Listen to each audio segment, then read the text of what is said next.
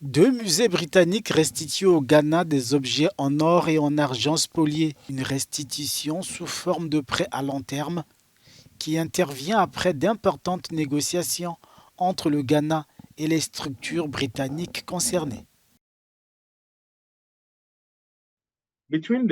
Pour le British Museum et le Victoria and Albert, nous parlons de 32 objets, 17 pour Victoria et 15 pour le British Museum.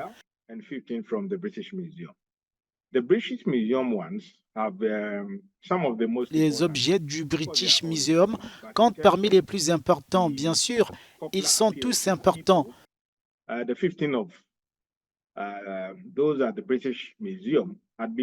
Mais en termes d'attrait populaire, les 15 objets du British Museum sont ceux sur lesquels les gens ont le plus écrit et qu'ils ont le plus vu. Les objets couverts par l'accord de prêt comprennent un disque d'âme que le roi Ashanti portait pour protéger son âme, ainsi qu'un calumet de la paix et 7 sections d'ornements en feuilles d'or. Nous nous intéressons depuis de nombreuses années et dans le cadre de cette négociation particulière à ces objets en tant qu'objets anciens de la civilisation Ashanti des années 1800 au début des années 1900.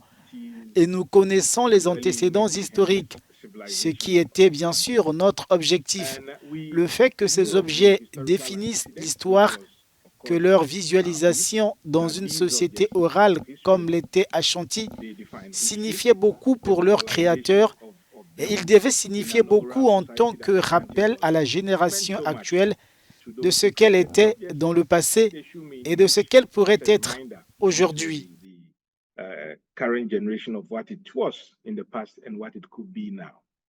Ce retour intervient alors que les institutions britanniques sont appelées à rendre à l'Afrique les objets d'art pillés lors des batailles coloniales il y a 150 ans.